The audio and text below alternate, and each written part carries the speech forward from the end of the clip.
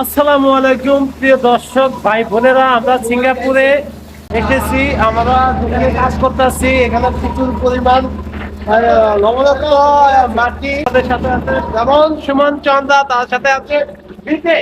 বিকে এখন আমাদের কাজের মঞ্চে এসে আমাদের সাথে কাজ করবে এবং তো সেই সাথে বিকে কে নিয়ে একটি গান বানাবো। আমি মোহাম্মদ জিহাদ হোসেন। আমি বিকে আগের মতো নাই, এখন কাদা দেখলে দৌড়াইয়া পালাই।